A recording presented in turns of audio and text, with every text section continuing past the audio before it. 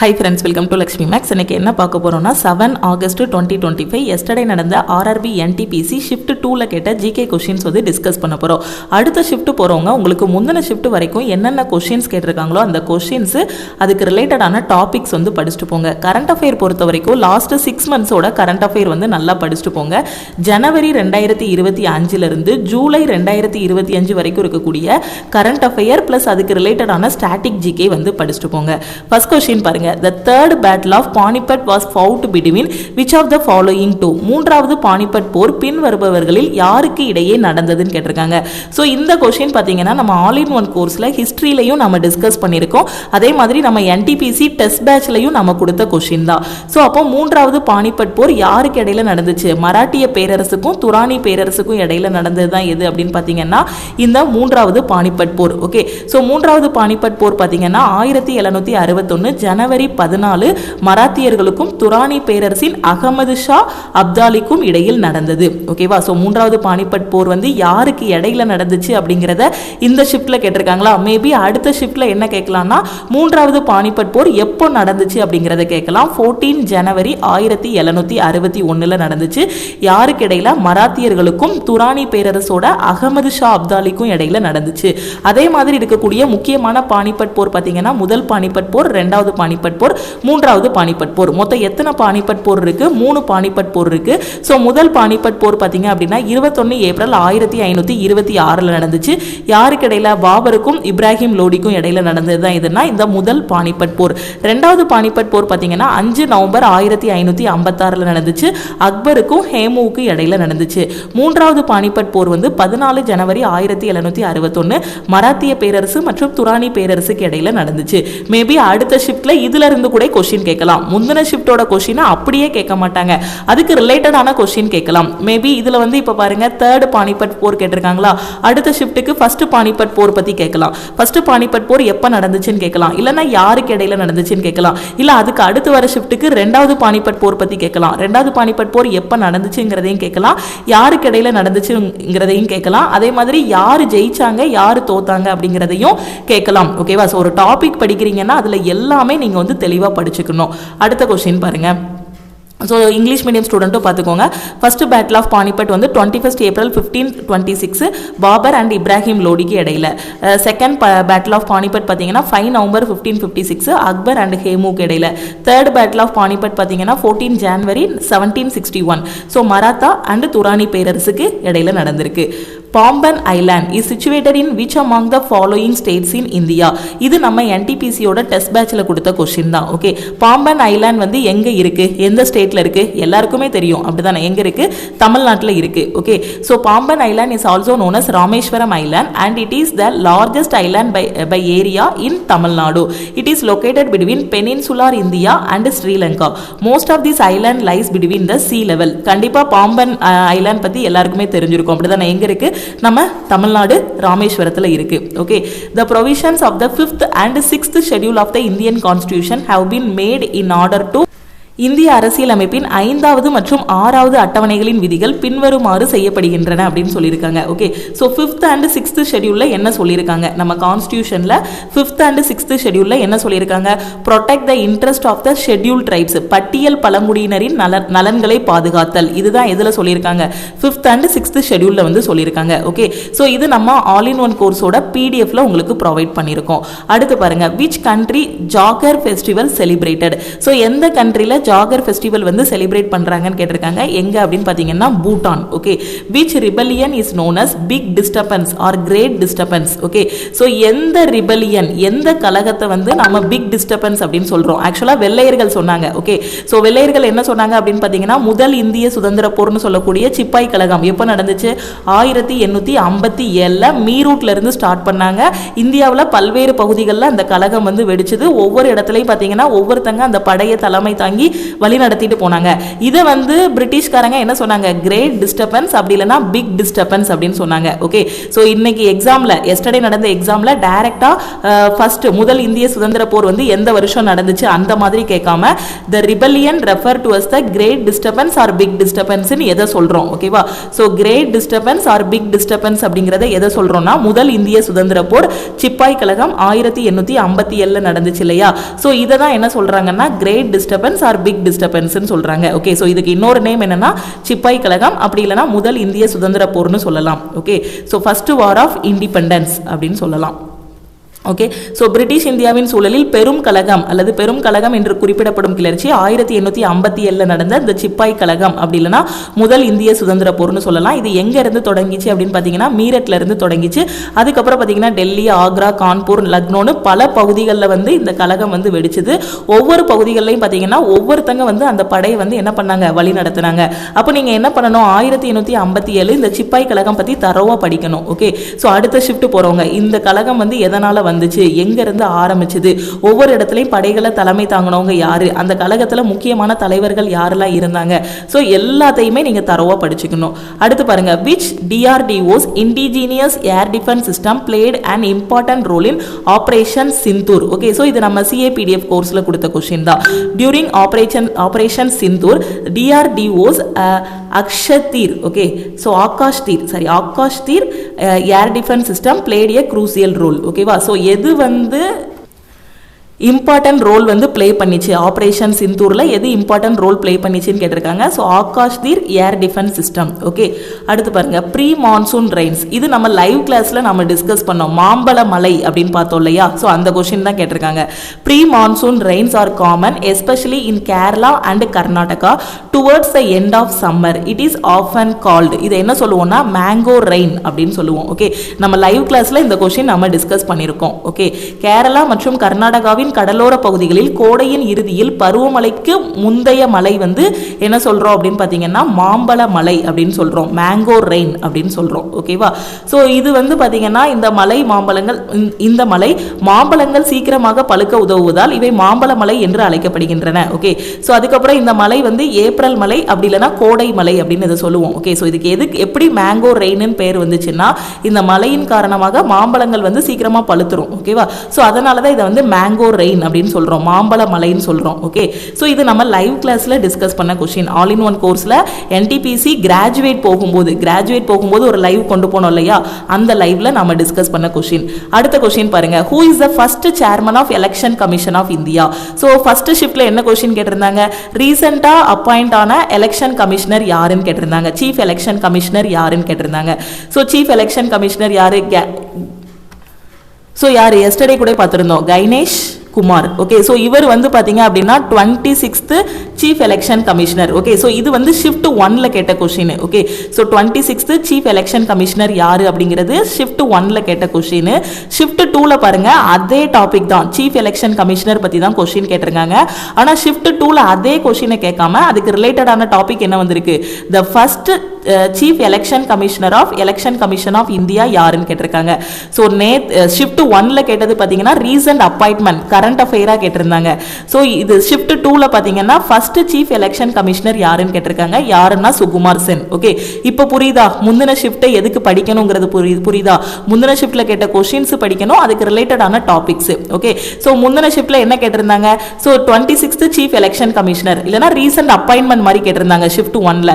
So யாருன்னா கைனேஷ் குமார். ஓகேவா, so maybe அடுத்த ஷிஃப்ட்ல என்ன கேட்கலாம்னா கைனேஷ் குமார் வந்து ரீசெண்டா இவர் வந்து சீஃப் எலெக்ஷன் கமிஷனரா அப்பாயிண்ட் பண்ணியிருக்காங்க, எத்தனாவது சீஃப் எலெக்ஷன் கமிஷனர்னு கேட்கலாம். ஓகேவா, ஏன்னா ஷிஃப்ட் 2ல வந்து ஃபர்ஸ்ட் சீஃப் எலெக்ஷன் கமிஷனர் யாருன்னு கேட்டிருக்காங்க, யாரு அப்படின்னு பாத்தீங்கன்னா சுகுமார் சென். ஓகே, அடுத்து பாருங்க the Kavach safety app. Okay, so இந்த மாதிரி ஆப் பாத்தீங்கன்னா ஒவ்வொரு ஸ்டேட்டும் ஏதாவது ஒரு காரணத்துக்காண்டி ஏதாவது ஒரு ஆப் வந்து ரிலீஸ் பண்ணுவாங்க கரண்ட் அஃபேர் பொறுத்த வரைக்கும். ஸோ ஒவ்வொரு மந்த்லையும் ரிலீஸ் பண்ணுவாங்க.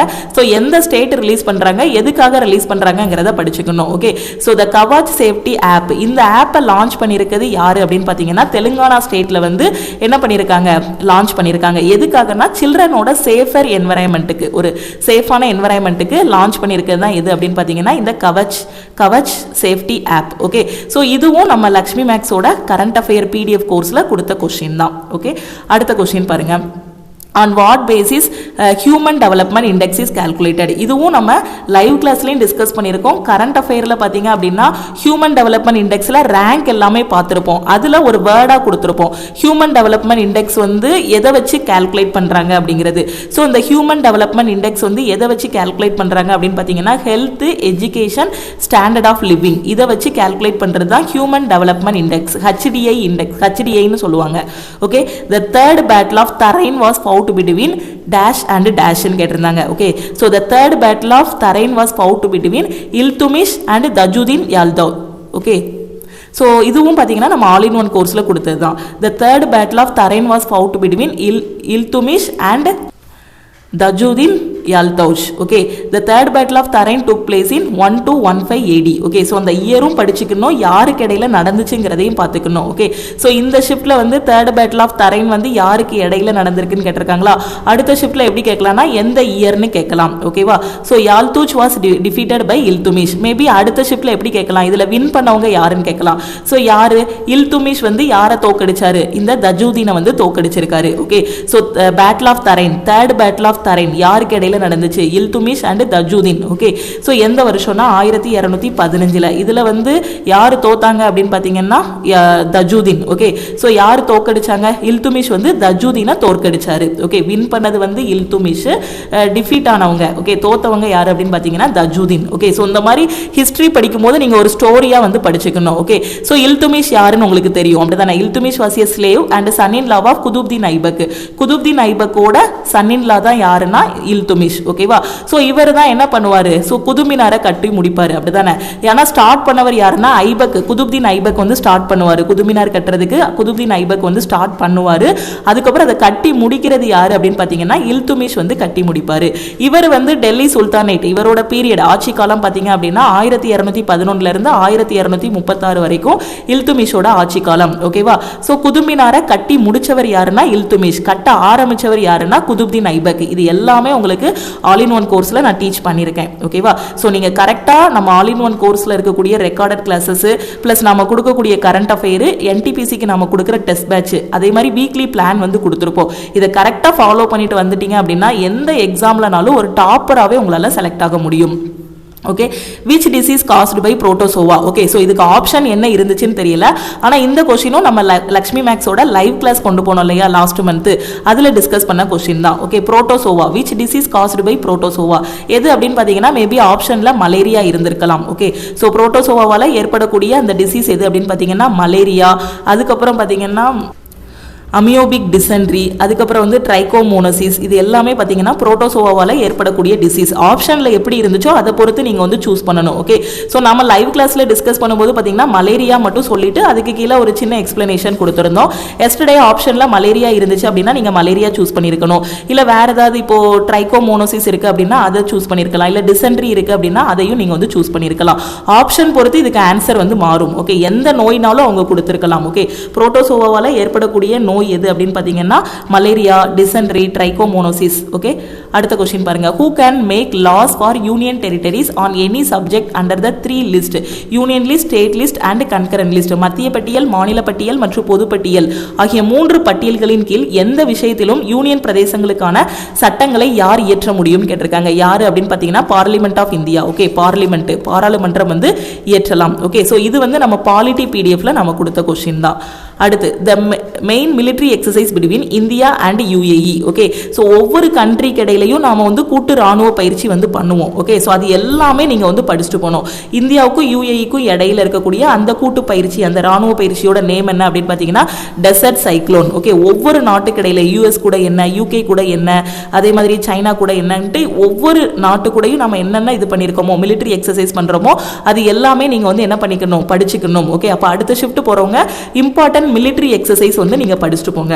ஓகே, சோ அப்போ UAE கூட இது பண்ற மிலிட்டரி எக்ஸசைஸ் எது அப்படின்னு பாத்தீங்கன்னா டெசர்ட் சைக்ளோன். ஓகே, மேபி அடுத்த ஷிஃப்ட்ல கொடுத்துட்டு டெசர்ட் சைக்ளோன் இந்தியாவுக்கும் எந்த நாட்டுக்கும் இடையிலான கூட்டு ராணுவ பயிற்சின்னு கேட்பாங்க, இந்தியாவுக்கும் UAEக்கும் இடையில. ஓகே, இந்த ஷிஃப்ட்ல கேட்கிற கொஸ்டினையே அடுத்த ஷிஃப்ட்ல வேற மாதிரியும் கேட்கலாம், அதுக்கு ரிலேட்டடான டாபிக்ஸும் கேட்கலாம். ஓகே, இன் மைக்ரோசாஃப்ட் வேர்ட் கம்ப்யூட்டர்ல உள்ள கொஸ்டின் கேட்டிருக்காங்க. the keyboard shortcut control plus S is used to save the dash. Okay, so control S நாம எதுக்கு யூஸ் பண்ணுவோம், டேட் டு டே லைஃப்பில் நம்ம யூஸ் பண்ணுறதான். கண்ட்ரோல் எஸ் வந்து எதுக்கு, நம்ம யூஸ் பண்ணிட்டு இருக்கக்கூடிய டாக்குமெண்ட்டை சேவ் பண்ணுறதுக்கு. ஒரு வேர்ட் டாக்குமெண்ட் நம்ம டைப் பண்ணி வச்சிருக்கோம் அப்படின்னா அந்த ஃபைலை சேவ் பண்ணணும் அப்படின்னா கண்ட்ரோல் எஸ் கொடுத்தோம் அப்படின்னா சேவ் ஆகும். ஓப்பன் பண்ணணும், ஏற்கனவே வச்சிருக்க ஃபைலை ஓப்பன் பண்ணணும் அப்படின்னா கண்ட்ரோல் ஓ கொடுத்தோம்னா ஓப்பன் ஆகும். கண்ட்ரோல் என் கொடுத்தோம் அப்படின்னா நியூ டாக்குமெண்ட் வந்து ஓப்பன் ஆகும். கண்ட்ரோல் சி கொடுத்தோம் அப்படின்னா காப்பி பண்ணலாம். கண்ட்ரோல் வி பண்ணோம் அப்படின்னா பேஸ்ட் பண்ணலாம்.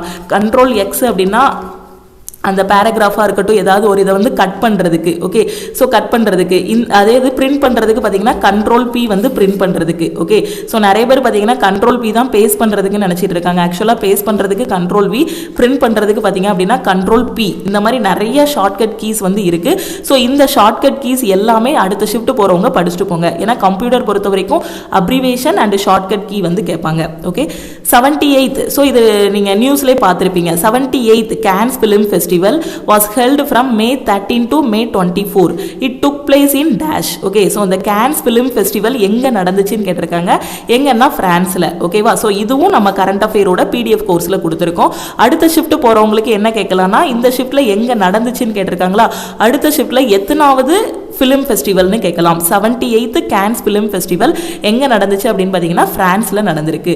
அடுத்து heart lamp is a collection of stories originally written by. Okay, heart lamp இந்த ஸ்டோரிஸை எழுதினவங்க யாருன்னு கேட்டிருக்காங்க. ஓகே, பானு மஷ்தாக். ஓகே, என்ன லாங்குவேஜில் எழுதியிருக்காங்கன்னா கன்னடாவில் எழுதியிருக்காங்க. ஓகே, கன்னடாவில் எழுதியிருக்காங்க.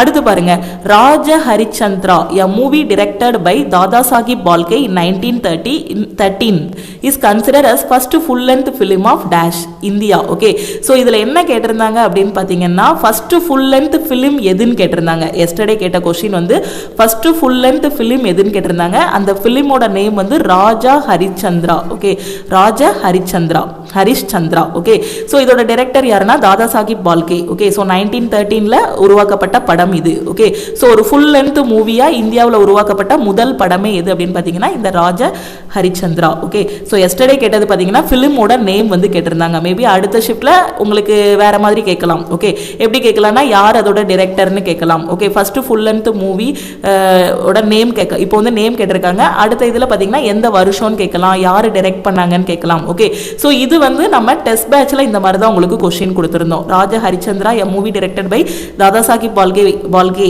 இன் 1930 is consider as full length film of India. Okay, so இது நாம கொடுத்த கொஸ்டின். ஸோ இந்த கொஸ்டினையும் சேர்த்து தரவா படிச்சிருந்தீங்க அப்படின்னா கண்டிப்பாக நீங்கள் வந்து எஸ்டர்டே ஆன்சர் பண்ணியிருக்கலாம். 1913 ஆண்டில் தாதா சாஹிப் பால்கே இயக்கிய ராஜா ஹரிச்சந்திரா திரைப்படம் டேஸின் முதல் முழு நீள திரைப்படமாக கருதப்படுகிறது. இந்தியாவின் முதல் முழு நீள திரைப்படம் எது அப்படின்னு பார்த்தீங்கன்னா ராஜா ஹரிச்சந்திரா. ஓகேவா, ஸோ இது இயக்கியவர் யாரு, டைரக்டர் யாரு அப்படின்னு பார்த்தீங்கன்னா தாதா சாஹிப் பால்கே. ஓகே, ஸோ இங்கே டீடைல் எக்ஸ்பிளனேஷன் கொடுத்துருக்கேன் பாருங்க. இந்திய சினிமாவின் முதல் முழு நீள திரைப்படம் வந்து ராஜா ஹரிச்சந்திரா. 1913 தாதா சாஹிப் பால்கே வந்து என்ன பண்ணாரு, டைரக்ட் பண்ணாரு. ஓகே, ஸோ ஹரிச்சந்திரன் புராணங்கள்ல வருவார் இல்லையா, பொய்யே பேச மாட்டார் இல்லையா, ஸோ அவரோட வாழ்க்கை வரலாற்று அதை சொல்லக்கூடிய ஒரு படம் பிளாக் அண்ட் ஒயிட் ஃபிலிமா எடுத்திருக்காங்க. Government of India act 1919 was also known as. இந்திய அரசு சட்டம் 1919 டேஸ் என்று அறியப்படுகிறது. இது நம்ம ஆல் இன் ஒன் கோர்ஸ்ல கொடுத்துருக்க கொஸ்டின் தான். மாண்டகோ செம்ஸ்போர்ட் சீர்திருத்தம் அப்படின்னு சொல்லுவோம். அப்படிதான் மாண்டகோ செம்ஸ்போர்ட் அறிக்கை அப்படின்னு சொல்லுவோம். ஓகே, 1919 இந்திய அரசு சட்டத்தை மாண்டகோ செம்ஸ்போர்ட் அறிக்கை அப்படின்னு சொல்லுவோம். ஓகே, ஸோ இது வந்து ஷிஃப்ட் 2ல கேட்ட கொஷின்ஸ். ஷிஃப்ட் 3ல கேட்ட கொஷின்ஸை நம்ம அடுத்த கிளாஸில் வந்து டிஸ்கஸ் பண்ணலாம். ஸோ அடுத்த ஷிஃப்ட் போகிறவங்க லாஸ்ட் 6 மந்த்ஸோட கரண்ட் அஃபேர் வந்து நல்லா படிச்சுக்கோங்க. கரண்ட் அஃபேர் எனக்கு எங்கேருந்து படிக்கணும்னு தெரியலைங்கிற ஸ்டூடெண்ட்டு நம்ம லக்ஷ்மி மேக்ஸ் ஆப்பில் சிஏ பிடிஎஃப் கோர்ஸ் வந்து கொடுத்துருக்கோம். நீங்கள் வந்து கிராஜுவேட் போகும்போதே கரண்ட் அஃபேர் படிங்கன்னு சொன்னோம். அதுக்கப்புறம் கிராஜுவேட் முடிச்சுட்டு வந்து அண்டர் கிராஜுவேட்டுக்கு லாஸ்ட் 6 மந்த்ஸோட கரண்ட் அஃபேர் நல்லா படிச்சுக்கோங்கன்னு சொன்னோம். ஸோ இன்னும் எனக்கு எக்ஸாமுக்கு டைம் இருக்குது மேம், இன்னொரு 10 days கிட்ட டைம் இருக்கு. ஸோ என்னால் இந்த 6 months கரண்ட் அஃபேர் படிக்க முடியுமான்னு கேட்டிங்கன்னா கண்டிப்பாக படிக்க முடியும். ஏன்னா கரண்ட் அஃபேர்லேருந்து பார்த்தீங்கன்னா உங்களுக்கு 10லேருந்து 12 கொஸ்டின் வருது. Okay, so 6 months current affair 2 நாளுக்கு ஒரு மாதத்தோட கரண்ட் அஃபேரை 2 நாளில் முடிச்சிட்டிங்க அப்படின்னா கண்டிப்பாக வந்து எத்தனை நாளில் முடிச்சிடலாம், 6 monthsோட கரண்ட் அஃபேரை 10 நாளைக்குள்ளே முடிச்சிடலாம். இல்லை எனக்கு 5 நாள் தான் எக்ஸாம் இருக்குன்னா ஒரு மாதத்தோட கரண்ட் அஃபேரை ஒரே நாளில் முடிக்கிற மாதிரி பாருங்கள். ஓகே, எல்லாமே ரொம்ப ஷார்ட்டாக எக்ஸாம் பாயிண்ட் ஆஃப் வியூவில் தான் எடுத்து கொடுத்துருப்போம். கரண்ட் அஃபேர் எங்கேருந்து படிக்கணும்னு தெரியாத ஸ்டூடெண்ட்டு நம்ம சிஏபிடிஎஃப் கோர்ஸில் ஜாயின் பண்ணிக்கோங்க. இதில் நீங்கள் ஜாயின் பண்ணிட்டீங்க அப்படின்னா இந்த கரண்ட் அஃபேர் மட்டும் இல்லாமல் டெய்லி கரண்ட் அஃபேர் எல்லாமே உங்களுக்கு அப்டேட் பண்ணுவோம். ஏன்னா நம்ம லக்ஷ்மி மேக்ஸ் ஆப்பில் எப்போவுமே சொல்கிறது தான், உங்களுக்கு கரண்ட் அஃபேர் பொறுத்த வரைக்கும் பல்காக சேர்த்து வச்சு படிக்கும்போது கஷ்டமாக இருக்கும். நீங்கள் டெய்லி பேசிஸில் படிச்சுட்டே வரீங்க அப்படின்னா டெய்லி நீங்கள் எல்லா நியூஸ் சேனலையும் பாருங்களேன், சொன்ன நியூஸையே தான் திருப்பி திருப்பி சொல்லுவாங்க காலையிலேருந்து சாயந்தரம் வரைக்கும். அப்போ அது எல்லாமே அனலைஸ் பண்ணி ஒரு நாளைக்கு 25 கொஷின், மினிமம் 20லேருந்து 25 கொஷின் வரைக்கும் கொடுத்துருப்போம். அந்த நாளில் வந்த கரண்ட் அஃபேர் ப்ளஸ் அதுக்கு ரிலேட்டடான ஸ்டாட்டிக் ஜிகே எல்லாம் சேர்த்து 20லேருந்து 25 கொஷின். சில நாள் இப்போ சண்டேலாம் பார்த்தோம்னா அப்போ நியூஸ் வந்து ரொம்ப கம்மியாக இருக்கும். ஸோ அந்த டைமில் வந்து ஒரு 10 கொஷின் அந்த மாதிரி ரெடி பண்ணி கொடுத்துருப்போம். அப்படியே கரண்ட் அஃபேரை ரொம்ப வளவலன்னு கொடுக்காம எக்ஸாம் பாயிண்ட் ஆஃப் வியூவில் உங்களுக்கு சூஸ் பண்ணி நீட்டாக கொடுத்துருப்போம் கரண்ட் அஃபேர். ஓகேவா? ஸோ கரண்ட் அஃபேர் வந்து ரொம்ப வளவலன்னு படிக்கும்போது அது படிக்கிற இன்ட்ரெஸ்டே போயிடும். அதனால தான் ஸ்டூடெண்ட்ஸுக்கு புரிகிற மாதிரி ரொம்ப ஷார்ட்டாக நீட்டாக கொடுத்துருப்போம். ஸோ கரண்ட் அஃபேர் வந்து இது வரைக்கும் நீங்கள் டெய்லி பேசிஸில் படிக்கலனாலும் இனி சிஏபிடிஎஃப் கோர்ஸில் ஜாயின் பண்ணிவிட்டு டெய்லி பேசிஸில் படிங்க. ஸோ இதோட ஃபீஸ் பார்த்தீங்க அப்படின்னா 599. நம்ம வந்து எஸ்டர்டே ஆஃபர் வந்து அனௌன்ஸ் பண்ணியிருக்கோம். ஸோ இன்னைக்கு நீங்கள் சிஏபிடிஎஃப் கோர்ஸில் ஜாயின் பண்ணுறீங்க அப்படின்னா 399 பே பண்ணி ஜாயின் பண்ணிக்கலாம். அதே மாதிரி குரூப் டிக்கு நான் இன்னும் படிக்க ஆரம்பிக்கல மேம், இனி தான் படிக்க போகிறேங்கிற ஸ்டூடெண்ட்டு குரூப் டிக்கான ஃபைனல் செலெக்ஷன் பேட்ச் வந்து ஸ்டார்ட் பண்ணியிருக்கோம். ஸோ இதில் ஜாயின் பண்ணிவிட்டு உங்களோட ப்ரிப்பரேஷன் ஸ்டார்ட் பண்ணலாம். நம்ம ஆல் இன் ஒன் கோர்ஸில் என்ன கொடுத்துருக்கோமோ இது ப்ளஸ் நம்மளோட லைவ் கிளாஸ் ஆல் இன் ஒன்னுக்குள்ளேயே லைவ் கொண்டு போவோம். அது அந்த கிளாஸஸ் ப்ளஸ் நம்ம கொடுக்கக்கூடிய வீக்லி டெஸ்ட்டு, நம்ம டெஸ்ட் பேட்ச், இதை நீங்கள் ஃபாலோ பண்ணாலே ஒரு டாப்பராகவே எந்த எக்ஸாம்னாலும் உங்களால் கிளியர் பண்ண முடியும். ஏன்னா இப்போ பார்க்கக்கூடிய எல்லா கொஷினுமே ஓகேவா, முக்கால்வாசி கொஷின் ஒரு 80% ஜென்ரல் அவேர்னஸோட கொஷின் நம்ம டிஸ்கஸ் பண்ணதான், ஒரு 80%ன்னு வச்சுக்கலாம். ஓகே, நம்ம கரண்ட் அஃபேரில், நம்ம ரெக்கார்டர் கிளாஸஸில், நம்ம லைவ் கிளாஸில் டிஸ்கஸ் பண்ண கொஷின் தான் அப்படி வந்திருக்கு. அப்போ நீங்கள் கரெக்டாக ஃபாலோ பண்ணிட்டு வந்தீங்க அப்படின்னா ஈஸியாக எக்ஸாம் வந்து கிளியர் பண்ணிடலாம். ஸோ குரூப் டிக்கு இன்னும் படிக்க ஆரம்பிக்கலைங்கிற ஸ்டூடெண்ட்டு குரூப் டியோட பேட்சில் ஜாயின் பண்ணிக்கோங்க. அதே மாதிரி என்டிபிசிக்கு நான் டெஸ்ட் எடுக்கணுங்கிற ஸ்டூடெண்ட்டு என்டிபிசியோட டெஸ்ட் பேட்சில் ஜாயின் பண்ணிக்கலாம். ஏன்னா நேற்று எக்ஸாம் எழுதிட்டு வந்து நம்ம யூடியூபோட கமெண்ட்லையாக இருக்கட்டும், இல்லை எனக்கு பர்சனலாக வாட்ஸ்அப் பண்ண ஸ்டூடெண்ட்டாக இருக்கட்டும், எனக்கு கொஷின்ஸ் எல்லாம் தெரியுது மேடம், ஆனால் கொடுத்துருக்க டைமுக்குள்ளே என்னால் அட்டன் பண்ண முடியல. அப்போ அதுக்கு நீங்கள் என்ன பண்ணணும், வீட்டில் உட்காந்தே ஆன்லைன் டெஸ்ட் வந்து எடுத்திருக்கணும்.